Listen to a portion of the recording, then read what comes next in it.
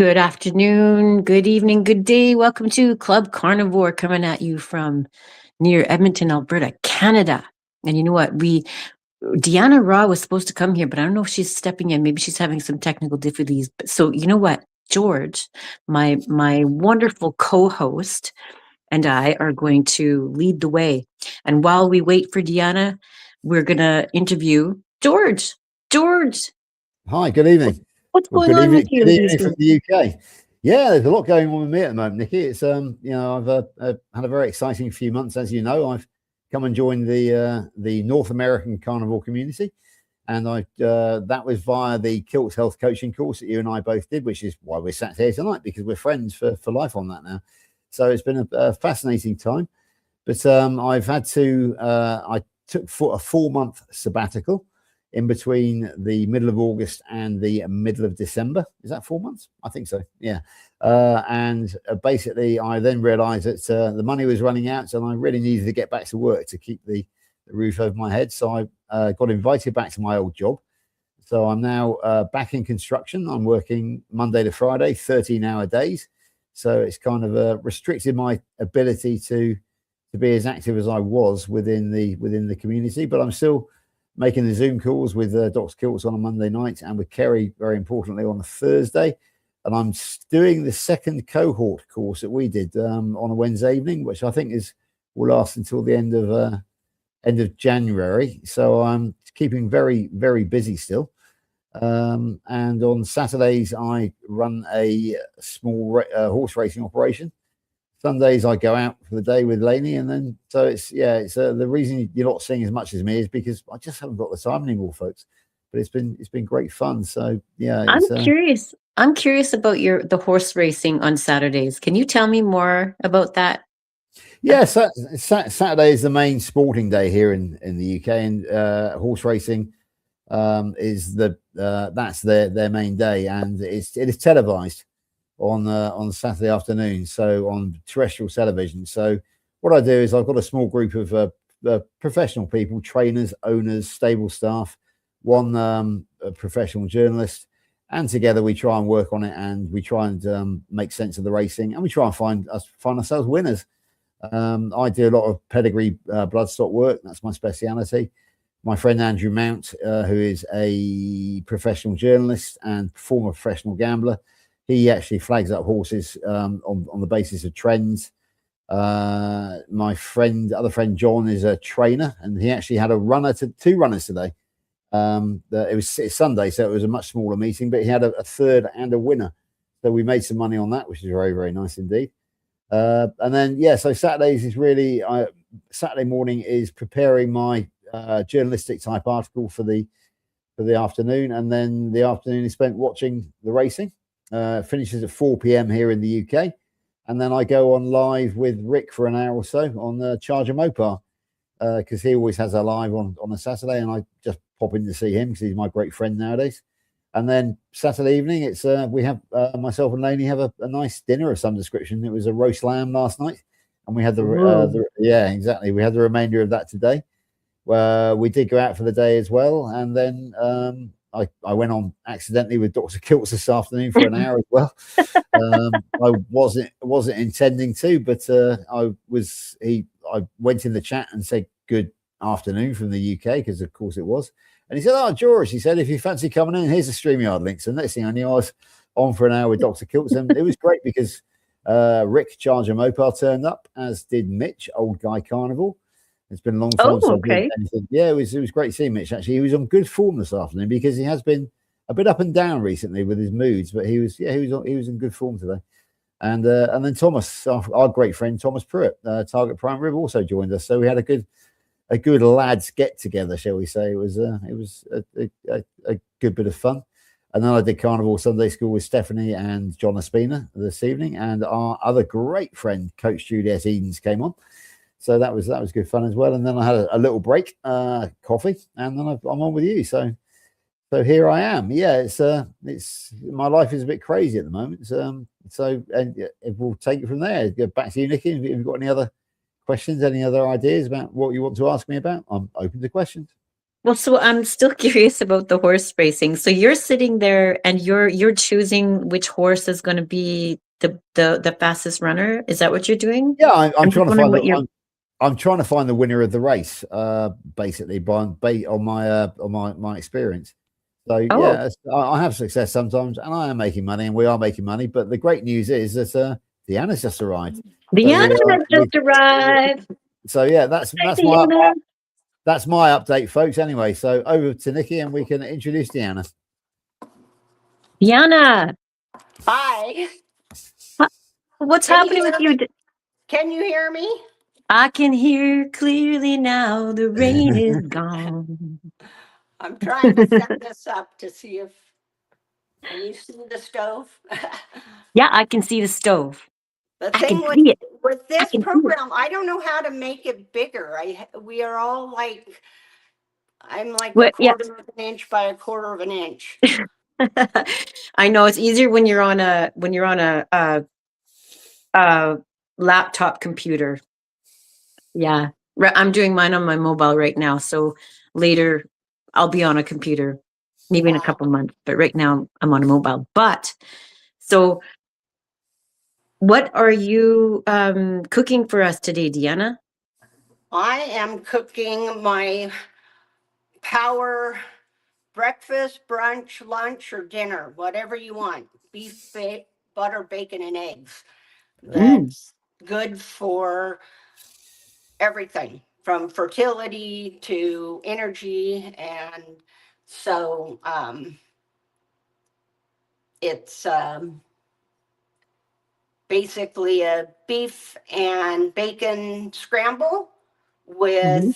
with poached eggs and then butter, and then put it all together. Mm. Those So poached eggs, that's a good scene. George, do you ever do poached eggs? I can't hear you. He's on mute. Yeah, I don't do poached eggs, but I do eat them. I do order them in restaurants sometimes, especially for breakfast. So yeah, I'm a fan of poached eggs. I'm a fan of scrambled eggs. I'm a fan of fried eggs fried in butter. Yeah, so yeah, I do like poached eggs. You Nice. can do I mean, it depends on if I'm lazy.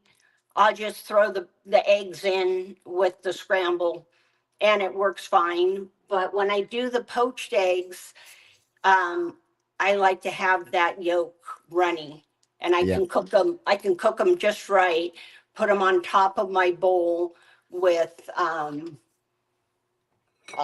that I've already heat up to make it so my food doesn't get cold. Um, you guys ever do that? I have a thing about putting hot food on a cold plate, you know. So I Okay. always, yeah, yeah, so yeah. I always heat I up my don't care. I plate just put it on. if I can. I get it though. It makes total sense, right?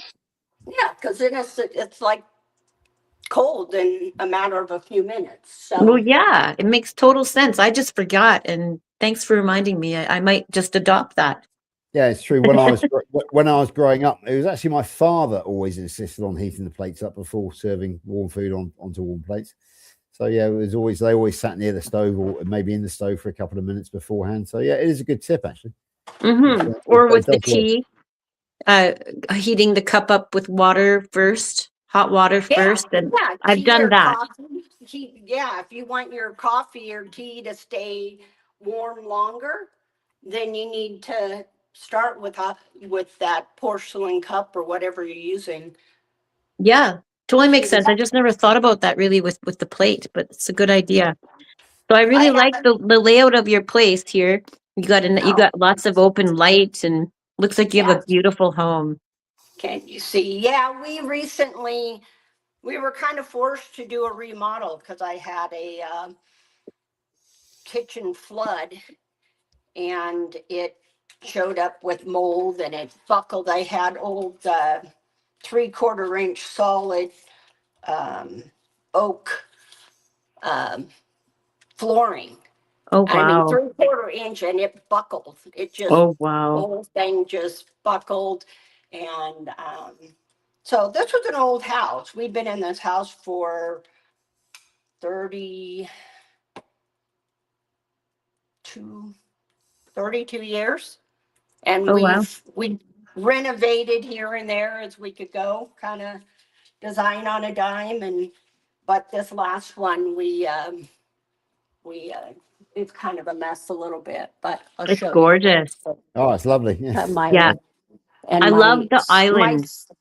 and then my center 3-sided fireplace. Oh, yeah.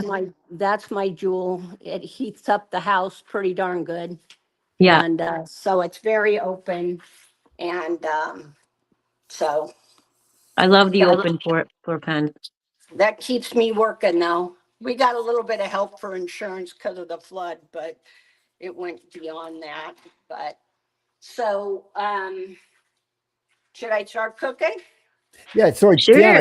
Deanna, if you don't mind me asking, what state are you in I'm America? in Nevada, Nevada. Reno, Nevada. Okay, that's interesting. Why did I think you were in New York? That you and George and I were both thinking the same thing. I was I wasn't wondering where sure. you were. Well, remind me, I'll show you my mountain view with the snow on it. Okay. Nevada. In At- Nevada. At the end. So, yeah, which is totally different. Reno's 100% different than Las Vegas. Oh, okay. People think of Las Vegas. Las Vegas is very hot desert and it's just mega metropolis stuff. So I start with a couple slices of thick bacon and I use Mhm. my thing. I Yeah. can hardly see myself. So is my pan am I in the view here? Yeah, you are. You're Yeah, no perfect. problem. Perfect. Okay. So I just like to use the scissors real quick and cut up the bacon so I don't have to cook it and cut it up late afterwards. So Okay. that's kind So of now how I noticed in your bio, okay, can you while you're cooking, can you tell us a bit of your history in the work that you have done? And right now, I noticed in your bio that you will be doing, and in the show notes here, that you will be starting your 12-week program in the mid January. Well, that was my goal, but I'm a little behind. So I will probably start it at the end of February. Okay. Probably the first of March. Okay, so it's a fertility coaching, or like, can you tell us what your plan is there? So if people want to come, then they can come. Yeah, it's gonna be basically the Raw Wisdom Fertility Blueprint. So and it's ancestral based. And I hope to have Dr. Tilts be a guest speaker for me for one of those weeks. Mm. From the benefits of, my goal is to get people healthy enough to conceive naturally. If you calm down autoimmune issues and diabetes and PCOS and all of that, most time people can get pregnant naturally. And but sometimes it's necessary to be able to use some modern medicine and do IVF, which Dr. Chiltz does. But as you guys all know, if you're uh, Trying to get pregnant? if you're healthier, the IVF procedure is going to be more successul. And that's Right. part of my story. So I'm using 80-20 ground beef, and I'm going to use a half a pound. So Okay. so I just kind of take that off. And I mean, this can be varied, any way you want it. You put 3 strips of bacon or whatever. And this could be done for 2 people or one big meal. I can eat this by myself. A lot of times I'll do just 2 or 3 eggs for myself. I'm going to make 4 eggs just because my little poacher does 4. Mm-hmm. One. And I do have all the macros and micros on this, and the benefits of how it would help with fertility, autoimmune issues. Okay, so you're bringing up autoimmune issues and fertility, two very, very important reasons why many people would choose to go on the carnivore lifestyle. Yeah, Can we I mean, start off? Can you tell people about your story? Why you, like, what led you up to this point, and what did you suffer with, and now you no longer suffer with now because of yeah. the choices you make? Well, one from the beginning, I was actually kind of a sick young person. I was born with low white cell count, and so my immune system was kind of poor. As an infant, I had to have gamma globulin shots, um, and so I had a lot of ear infections and antibiotics and all that stuff. I had my tonsils and adenoids out at the age of 5, and and then my mom was young. I was the second one that came pretty quick after my sister, and you know, we just probably ate the standard American diet, but a little bit more natural because my mom wouldn't just bake everything, but we had lots and lots of sugar, homemade cookies, homemade pies, and you know, lots of that stuff. We had fresh berries and things, but I just ended up getting, uh, by high school, I got mono and started some chronic and fatigue sorts of things. But I was always an athlete. I always pushed through and um, played a lot of sports in high school and skiing, and became a junior ski patrol at the age of 15, which I still ski patrol on the weekend Oh, now. wow. But then I went away to PT school. So I've been a physical therapist for 38 years. But shortly after graduating, I was, uh, I was just like a sick and tired young person in my mid and late 20s. I had chronic sinusitis. Um, And I got lucky enough to go to a continuing education my first year out of school. Every year we have to do continuing ed. So we went away, and I don't remember what course it was, but often because we do hands-on therapy stuff, you pair up and you're working with another therapist. And I was complaining about my sinus issue to her, and this is, mind you, this is over 30 years ago, 35 years ago, more than Right. 35 years ago now. Probably one person in 100 million that she told me, because I said I've stopped dairy and, cut back on sugar. It helped a little bit. And she said, try eating no wheat. And she goes, I mean, everything out of a box, and look at your canned good. If you eat canned soup or chili or whatever, a lot of times they put wheat in there um, to thicken things. And, Yeah, and they then she sneak it in and there. then she was wise enough to say, better yet, don't eat anything out of a box or a can. And Right. and remember, I don't know what is this, the 1990, 1980, 1988, maybe. And Wow.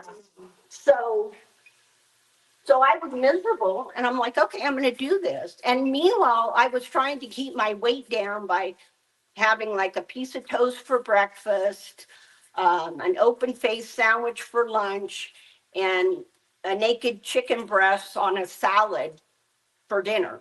So, I mean, I was likely not even reaching 1,000 calories, but I had Mm. my 2 or 3 slices of bread um, and my goodies I would sneak in. But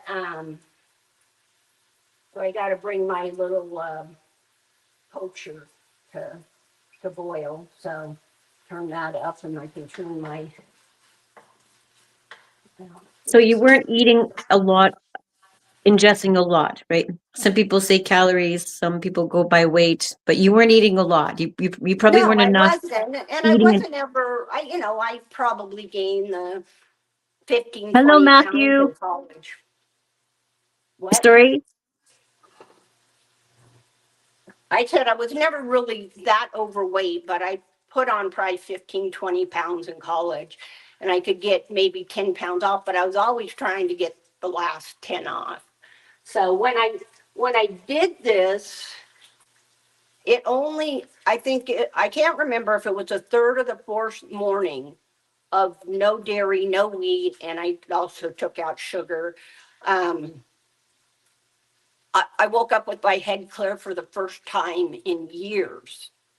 And because of the chronic sinusitis that I had and my challenge with my immune system, it would go into a full-blown sinus infection a lot. Oh, So therefore, they would put me on antibiotics. And so I was probably on antibiotics at least 3 times a year. And then that started the candida overgrowth, which leads right. to chronic pain and fatigue. And um, so that was a miracle. And that went really well um, uh, for quite a while. And then I thought I was cured. And so, pizza and beer still sounded pretty good. So, as a young person.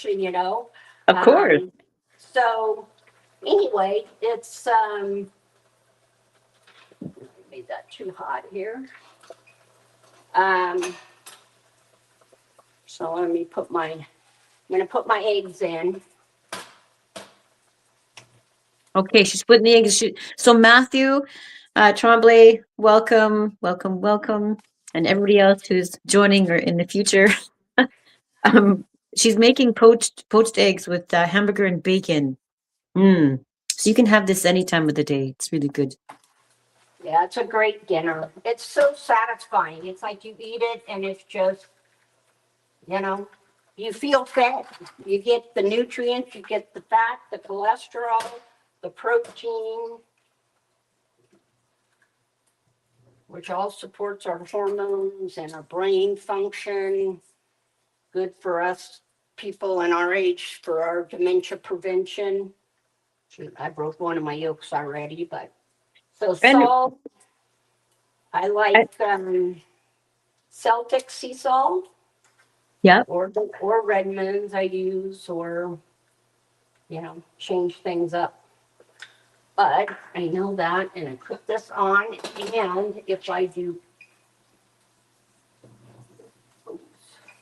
so can 5 you minutes. touch on why this way of eating and how it helps our fertility? It helps with autoimmune. Now, can you touch on mental health? What you have observed in your own life or your own experience and on how it affects people mentally.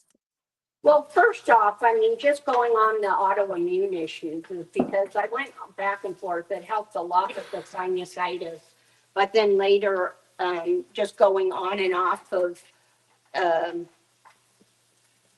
sugar-free, then, it was wheat-free, then grain-free. So pretty much like paleo, but I did a lot of veggies, high vegetable paleo.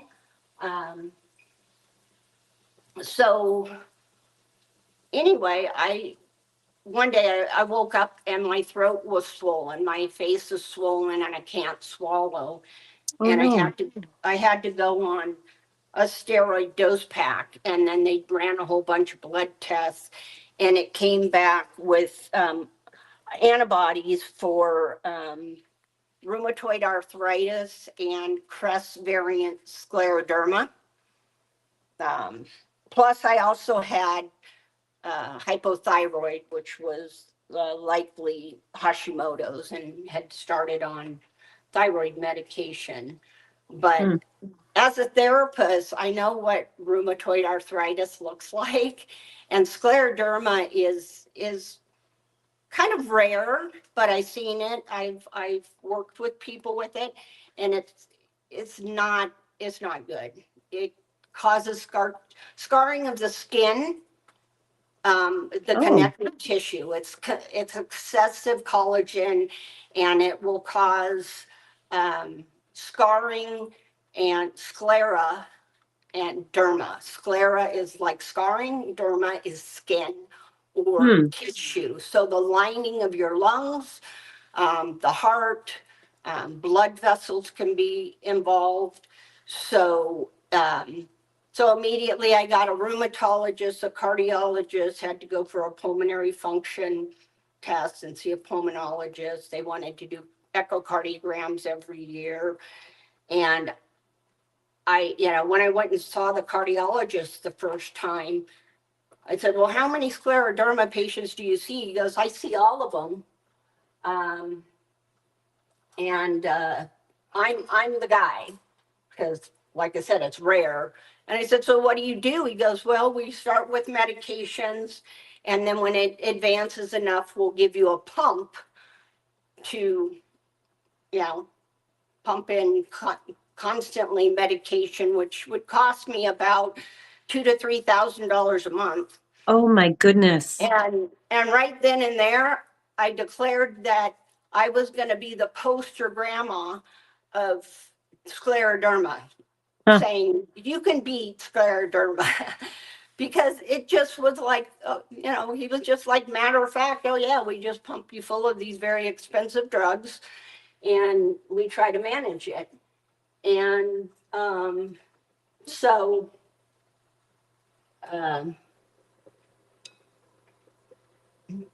almost done. Just checking my little eggs there. So that was when I decided to stop cheating, so to speak.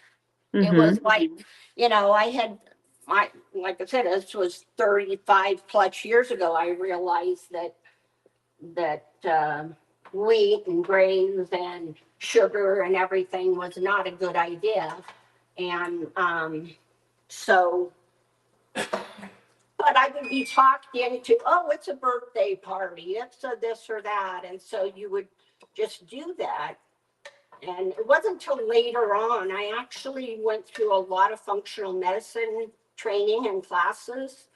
And it was about eating the rainbow. And I mean, I did really well on paleo as far as all the joint pain, all that stuff went away. Still to this day, I can squat to the floor, and I'll have my 62nd birthday in 2 weeks. So, and that's young. That's young. Well, but at 52, I had a DEXA scan for the first time, and so then here's my little poached egg I'll put on here. And I have osteoporosis in my spine, not osteopenia. I was expecting some osteopenia because I'm small built and I'm probably a low estrogen person all my life. I didn't develop too much womanly curves. So so I expected a little bit of osteopenia or something, but it was full-blown osteoporosis in my lumbar spine. And that at that point, I'm going, as far as functional medicine goes, here's so I put the meat and the bacon in the bottom of my bowl. Okay. You guys see that? Oh, yes. And then Looks delicious. my eggs, nearly perfectly cooked. It depends on how much. Might have cooked them a little more than. And then I forgot the all Can I have a important bite? the all important butter, which is whatever I usually do about two or two plus tablespoons. Of course, this isn't on my lion diet right now, but that's okay. And for people who don't know the lion diet, do you want to tell them what that is and what you're doing, what this Well, month the you're doing? lion diet, I'm getting to actually kind of get into that with the osteoporosis thing. So I just chop it up, mix it all around, make it nice and juicy. So that's your finished product. And but I had found out about the oxalate issue at this time when I'm like going, okay, I've done everything in functional medicine realm and even all my life. I've done tons of weight bearing exercises. I was even in a fitness competition for bodybuilding and all that. Wow. And ate all the veggies, and I had cut out a lot of fruit because of the candida. So I never went back to much fruit, but tons of veggies, tons of nuts, dark chocolate, really dark, like 85% dark chocolate was my go-to for my snack daily with my nuts, which are all high in oxalates. And oxalates can draw minerals out of your bone and your tissues. Hence, it's like people know of kidney stones, which are made mostly 75-80% of kidney stones are made of calcium oxalate. So hence, oxalates and calcium combine to create these stones in the kidneys. But it's kind of nice, and doctors will recognize that. There's actually a low oxalate diet that kidney doctors will prescribe, and they've been doing that for a long time. But Does if it work? you don't have kidney stones, then it doesn't exist apparently. But the issue is those oxalates are traveling through your bloodstream. They're picking up the calcium and other minerals out of your tissues. The kidneys are kind of the end of the line. What happens if they deposit in your joints or your thyroid? People complain or state that they have nodules in their thyroid, and that can be calcium oxalates built up in the thyroid. They're non-cancerous, or they could eventually become cancer depending on the other health aspects of your body. Plaques in the brain could be part of this scenario. Irritation in the bladder, women that have painful bladders and they're, the bacterial tests all come out negative. It's like you don't have a UTI, but your bladder burns and hurts and there's pain. Those are calcium or oxalate crystals, which are like shards of glass irritating the lining.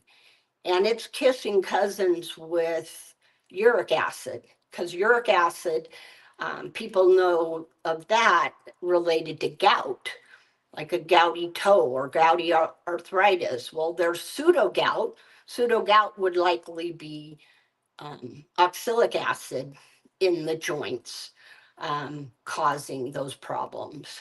So can I ask you a question? Yeah. I was just speaking to a fellow today, and he said that I said, "Have you tried lamb?" And he said, "Well, I have tried lamb, and I had a gout thing right after." And he said, "But it's high in purines."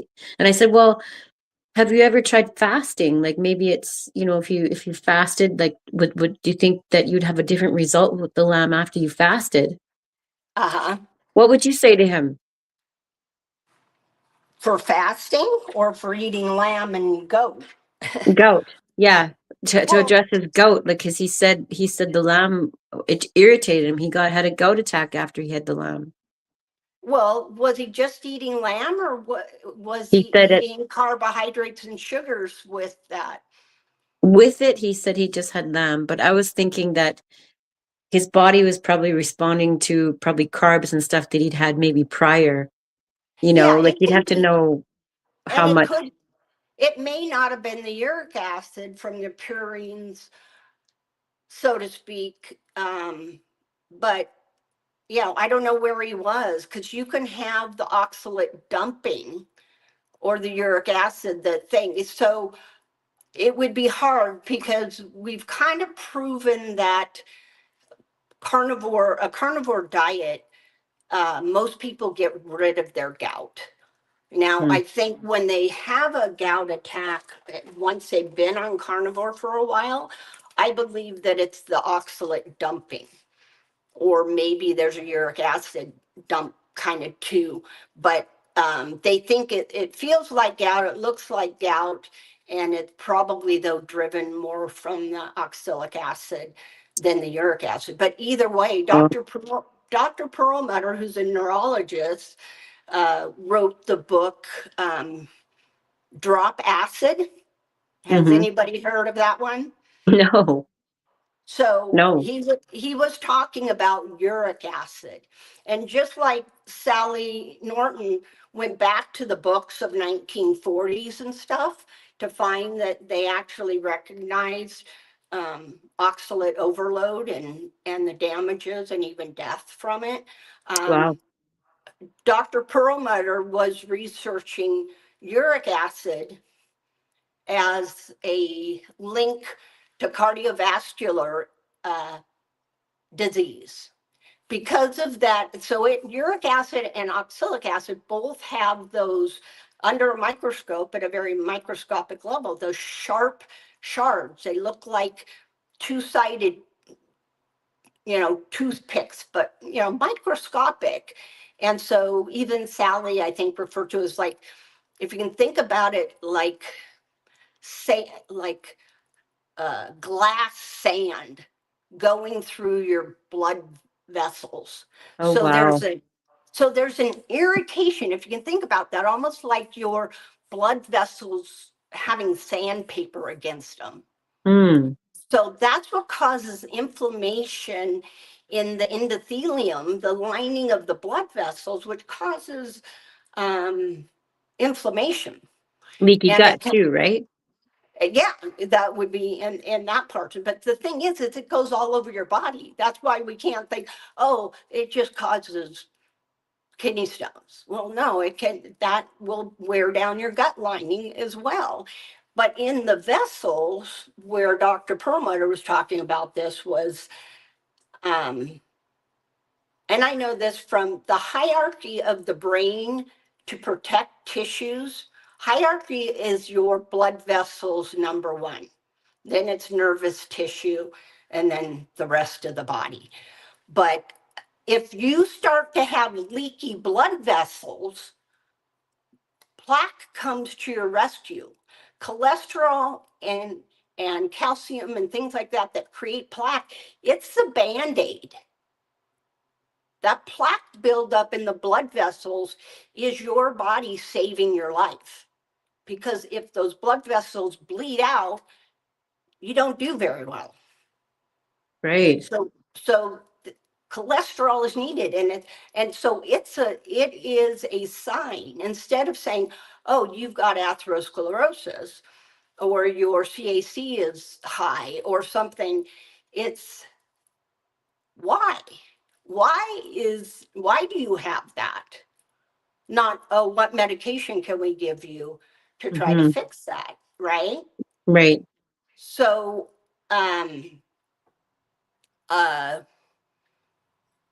those are, it makes sense, right? So cholesterol isn't the bad guy. Cholesterol's coming to the rescue. Besides the fact that cholesterol is the top of the pyramid, the cascade to create hormones. Goes cholesterol to oxytocin and pregnenolone, estrogen and progesterone, testosterone, all of the whole hormonal cascade starts with the mother, that's cholesterol. And when we lower our cholesterol too much, we decrease our hormones. If we decrease our hormones, we decrease the function of our brain, our bone, our muscle, and are then coming to the mental aspect of mood and anxiety and all of that. So, you know, and then flipping back to when I found out about the osteoporosis and I ran across Sally K. Norton and the oxalate issues, I had started, I'm like, okay, my good food diet, all those greens, I would coach people that half their plate needed to be greens, you know, vegetables. I mean, it could be white, like cauliflower or whatever. And, but at least half your plate should be vegetables and a little bit of you know, like some sweet potato and a portion of good quality meat. That was a whole, and it's okay. That's a whole food diet and it works for a lot of people. But if you had gone, I think the people that have the hardest times are the ones that have worked on their health, and we kind of got bit by the superfood issue. When people started taking handfuls of spinach and putting it in a blender with almond milk, maybe added almond butter or some other type of nut butter to it, with chocolate, protein powder, maybe you added chia seed. I mean, you created an oxalate bomb. And we thought that this was just the most nutritious breakfast that we could have. And I think when we did that, we loaded our bodies. And so when you go on a carnivore diet, you have to deal with some of that, releasing of that. But I don't think that plants are necessarily trying to kill us. But if we think back to our grandparents, great grandparents, what their food plate looked like was usually always a good piece of meat or fish, and they would have a little bit of probably of a root vegetable, potato or something, and then a little handful of green beans. Maybe salads didn't come in till fairly recently, but when they started a salad, it was the salad plate with mostly like iceberg lettuce and maybe some tomatoes and stuff, but they didn't have copious amounts of these vegetables. It was balanced. And I think that our bodies are, they can handle that. But if we overloaded and, nuts and seeds and, in paleo, my go-to snack was always to have a bag of raw nuts and my dark chocolate. Me too. And I now know that's part of what destroyed my teeth. Yeah. Those are high in oxalate and they're chewing. And then my autoimmune disorders give me a very dry mouth. And that combination destroyed my teeth. And now I have a $25,000 bill to have implants. So figure out how to take care of your teeth, people. A little side note, because it's no fun. No. But I finally, in January of 2020, is when I went carnivore the first time. Mm-hmm. And I hadn't heard of, I think Michaela Peterson had already started this, but I had not heard of her and I didn't know the term lion diet. But I did read, I think it was Dr. Sean Baker's book, I'm not sure, but it divided it up into the different levels of carnivore. Mm-hmm. And the strictest form is meat, salt, and water. Mm-hmm. And so that's what I started with. And honestly, just closing the first few weeks, I had the runs. And I'm like, oh my God, I had only committed to a month. I'm like, I'm going to do a 30-day cleanse and try to see what this does. Well, the Mm-hmm. fourth week, that started to clear up. And I realized right then, at the end of 30 days, I'm like, wow, I feel really good. And I didn't particularly feel bad. I mean, Mm-hmm. and you don't necessarily feel bad when you have osteoporosis until you break a bone. But so that wasn't necessarily bringing me down. And but I didn't realize my mind was so sharp and clear. And mind you, this is the start of COVID when everybody's, freaking out. And I noticed how calm I was. Mm. And my body composition, I mean, of course, I dropped weight, but my muscles were like coming out because I decided a lot of my patients, just were scared. So my patient load, I do concierge physical therapy. So I go to people's homes. And so my caseload went down. So we decided we were working on our backyard and getting ready for my daughter's wedding. And so just lifting rocks and moving dirt, wheelbarrow. I mean, I was putting more muscle on. My stomach was completely flat. I noticed it's like I had no gas after the excessive diarrhea for the short time. For the Mm-hmm. next, because I decided to go another month. After the second month, I'm like, my daughter's wedding was planned for June.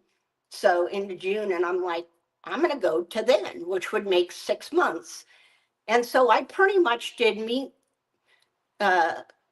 salt, and water. I did 90% beef, had a little bit of salmon, and my dessert, I told people a little cheat because sometimes going to this, we want to have that snack or that dessert or something. And my dessert was chicken wings, salty chicken wings. I just get Mm. Mm-hmm. pasture raised chicken. And so I would have a steak or my big half-pound burger or something, but I would have chicken wings in the oven, getting nice and crisp. And so I'd finish my dinner, so to speak, my meat on my plate, and then I'd get the chicken wings out. And That's a good idea. it was kind of a good mental trick. Yeah. Some of it is texture and use the salt rather than sweet, but it was like, because sometimes I don't know how many people can relate to after dinner, that kind of triggers, okay, it's dessert time. Yeah. It's like a childlike thing, right? Like, Yeah, I I don't mean, know. that's what I got as a kid Yep. and then later. And I mean, even as a paleo, it wasn't like I would eat a big piece of cake or a bunch of cookies. I would just have my, couple of squares of dark chocolate and a few raw almonds or something, but it was just something. So, I mean, my dessert was not bad. But I still wanted something and trying to Right. stick to meat, salt, and water. That's what I came up with. And And it's good to have the tactile because you're actually holding something and you're holding several different, you're picking up the chicken wing and do you know what I mean? yeah, exactly. It's It is. So just a different, that's my little trick. But slowly over time, I actually lost my taste for chicken. I really like chicken, and I do not care for chicken now.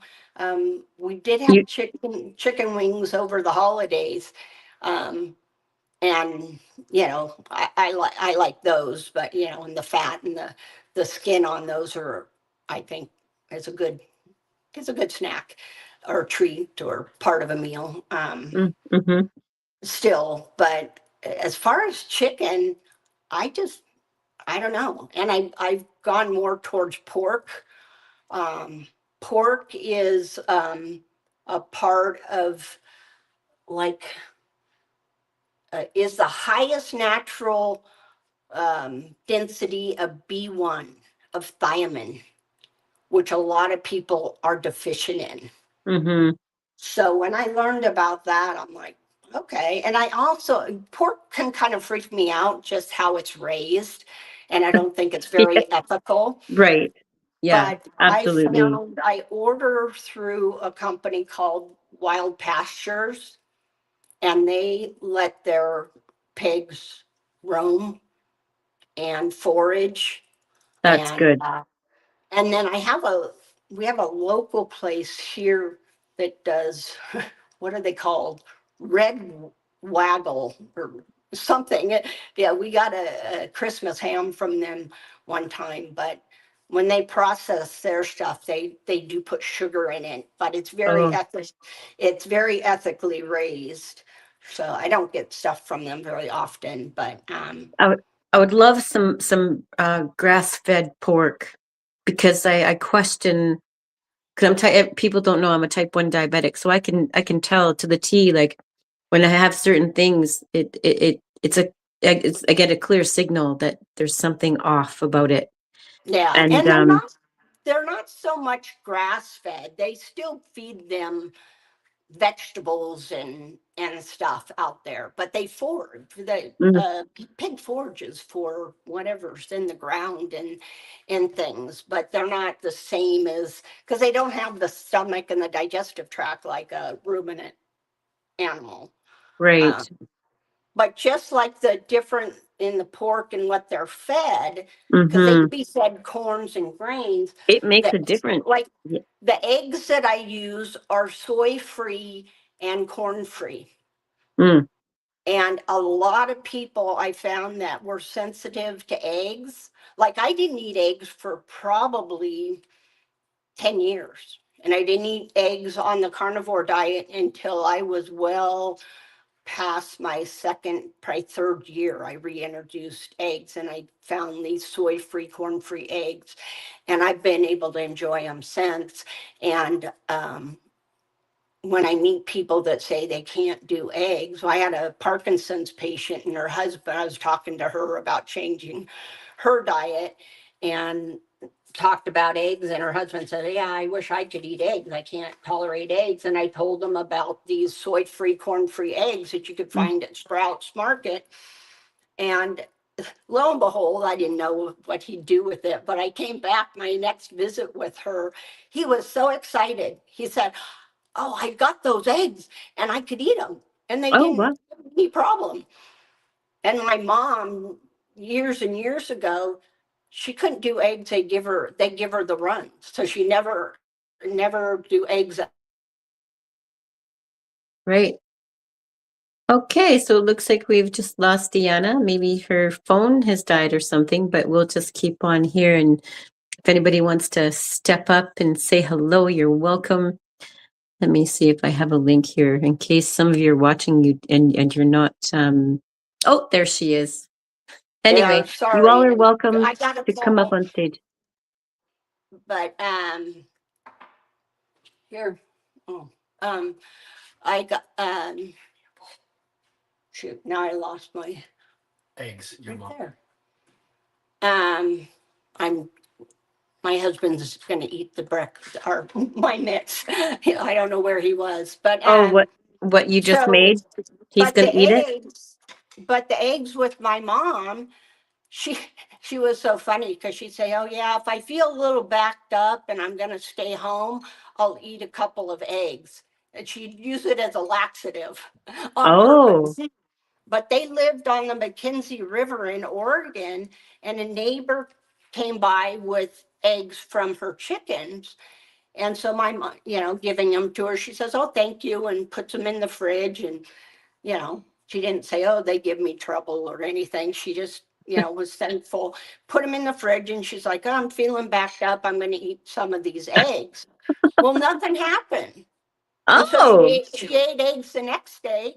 Nothing happened. hmm. And she ate them the third day in a row. She felt really good. Well, these chickens literally were free range. They lived on a river and they literally ate worms and bugs and Nice. roamed around the property. But that just goes to show whether it's, the food you eat or the food that your food ate. Yes, So it's which important. is so your beef, I mean, some people aren't that sensitive, but sometimes it's important to get a good quality pasture raised beef, Yeah, but that yep. and other animal sources. Yeah. Um, If you but can real, do it, then I say absolutely do it because some people are very sensitive. I am. I take so way less insulin when I eat lamb. I have grass-fed. Well, it's no antibiotic lamb that I've been eating, and it's been yeah. unbelievable. Well, And I lamb, believe, Deanna, I it's want to tell you something. uh-huh. I believe it was on the fourth day of the lion diet. Actually, I'd started it earlier with the lamb, but strict lion with lamb on the fourth day. I swear that I didn't need any long-term, long-lasting insulin. Yeah. I'm like, because I even set my alarm. I'm like, I need to remember to take my long lasting. So I'm like, I'm gonna have a quick little nap, and I'll take my long lasting later. And my blood sugar was just phenomenal. If I would have taken that long lasting insulin, I would have gone low while I was sleeping. But Yeah. I haven't And been real it's strict. fascinating. I know it is, and so I will. I'm going to stick to the firm on the lamb only, and I think that I really hit the market. It was same with when I do the sardine fast too, right? So when you have the omega 3s, you know, I wonder if you're struggling with your with diabetes or any kind of autoimmune issue, if you just beef up your omega 3s, like with the sardine challenge. I know Yeah. that happened with the sardine challenge too, but with the lamb, that's phenomenal. I Yeah. ate a pound of lamb I this want to morning, and do I'm lamb, and it has that aftertaste to me, and I've had trouble. I keep reintroducing it and trying. I've eaten goat. We eh, used to have a butcher shop that had goat, and I can't get it anymore, but goat oh, shoulder or whatever. But yeah, so I think lamb is all grass fed. I don't know that unless nowadays I don't know of a feedlot for lamb. well, all animals, in my opinion, they're all finished with grain. I don't recall I ever don't think seeing the any lamb, animal before they take it to the market, they're going to finish it off with a little grain. I grew up on a farm, and we had animals that they were grass fed, but before yep, they went to market, give them some grain, fatten them up a bit, right? right. And the thing is about that, it is a science because my mom's husband, um, after my dad, he raised cattle, Black Angus cattle, and there's a science to how much when they bring them into the feedlot, what they feed them, how long to put the optimal weight on them. Right. Optimal weight means optimal money. Money. But if but the thing is, they aren't designed to eat that food either.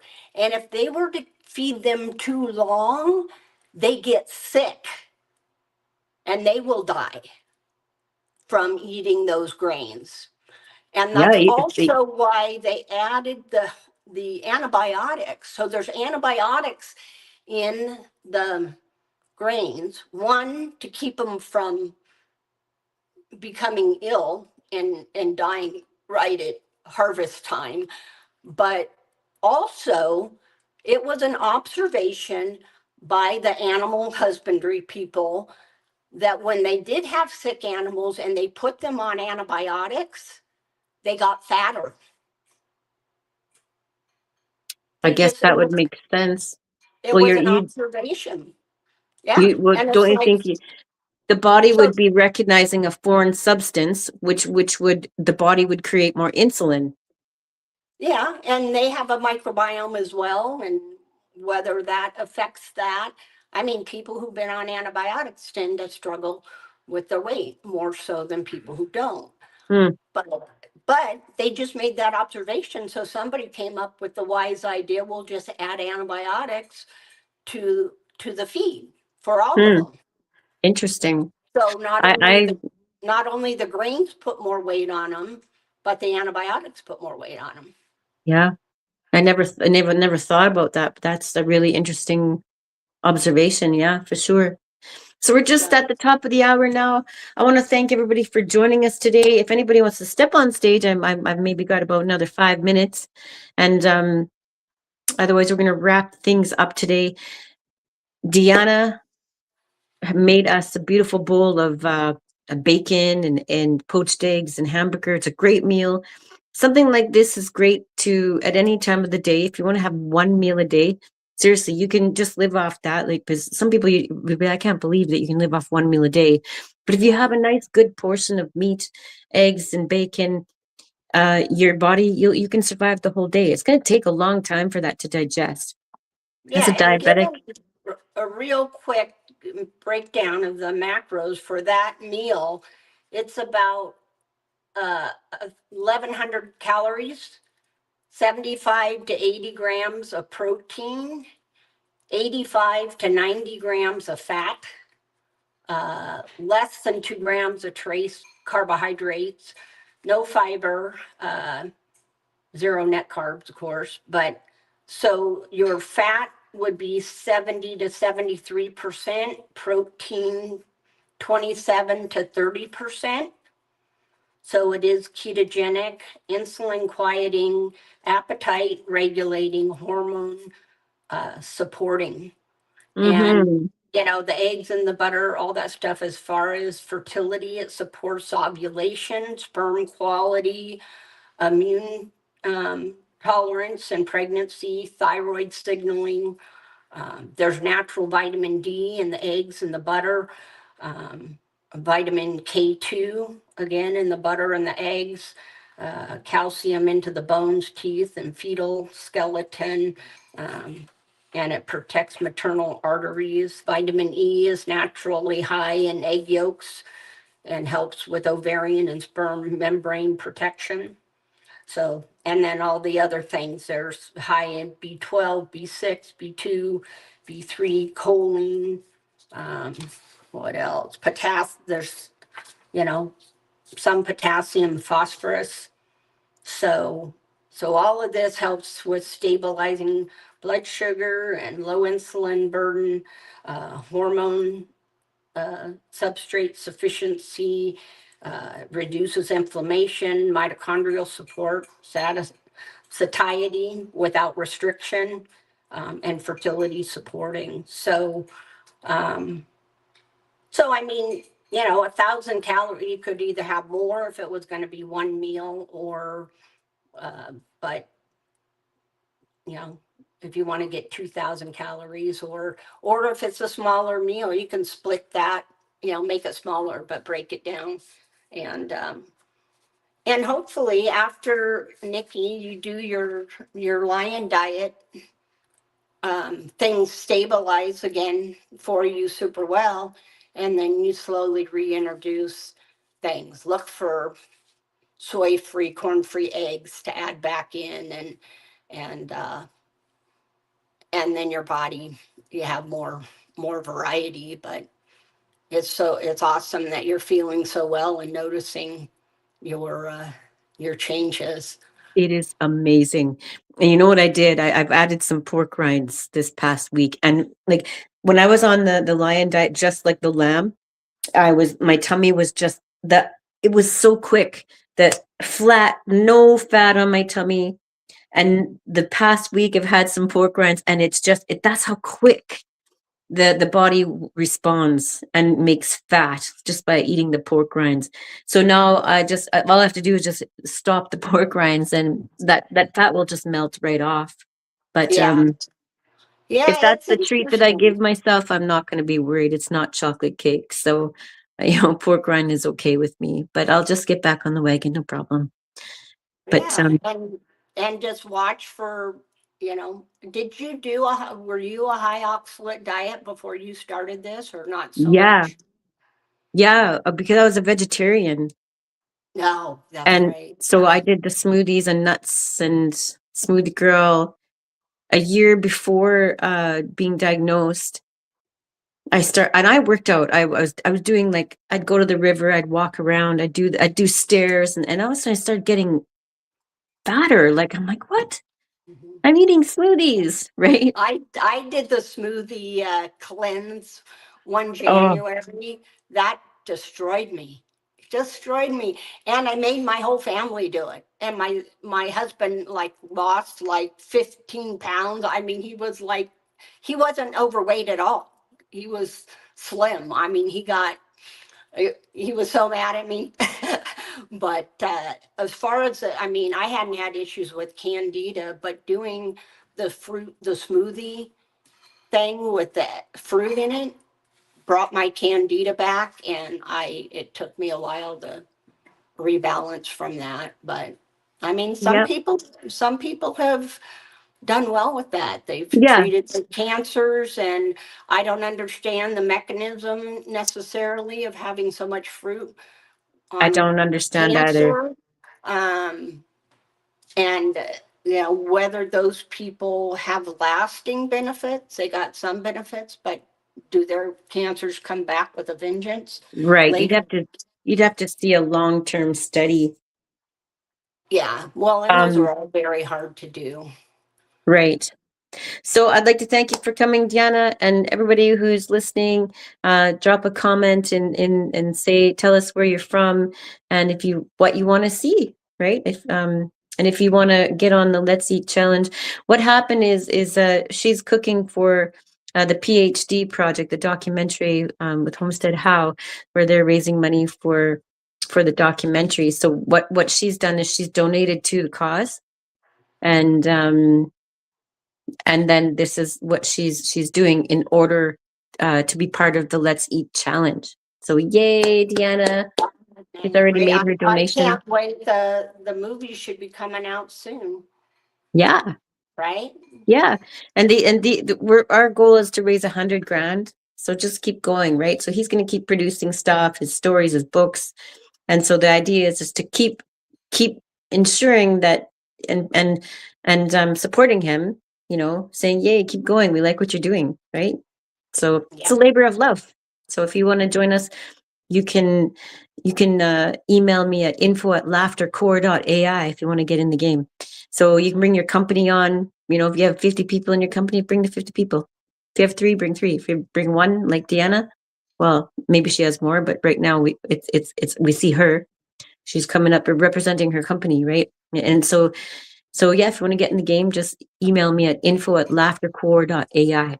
And we will see you next Sunday. We're here every Sunday at 3 p.m. Eastern Standard Time. Yeah, and if people know people that are struggling with their fertility and want support, I didn't get to that story, but I helped my daughter get through her toxins and get pregnant naturally, introducing carnivore, but that was after going through fertility things that really upset her system. It was very anxiety. They scared her that she was going to go into early menopause by 35.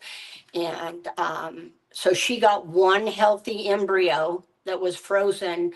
And we decided to take a break and go full carnivore. And we also addressed mold toxicity. And she got pregnant 5 months later. That's Naturally, awesome.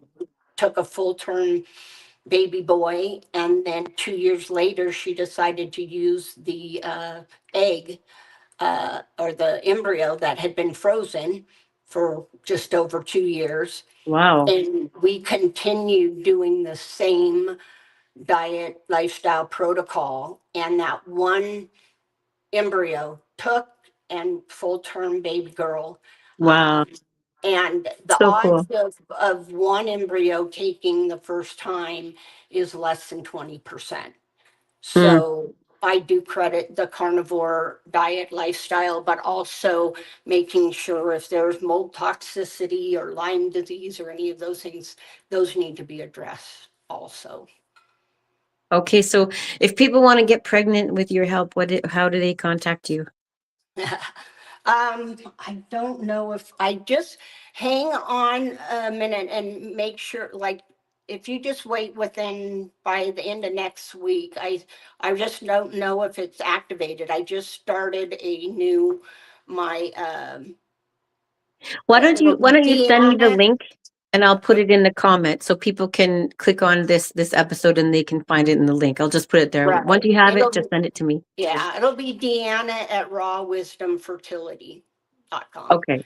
So you'd be able to contact, or if you don't remember that and you can wait, you can go to Deanna Raw .com or at Okay. Gmail, Deanna Raw at gmail.com. So my Sounds name good. at Gmail. Okay, and I want to just start getting a group together for it's going to be a group coaching course, hopefully by the 1st of March. Okay. It's happening. It's happening. All right. Thank All you, right. Nikki.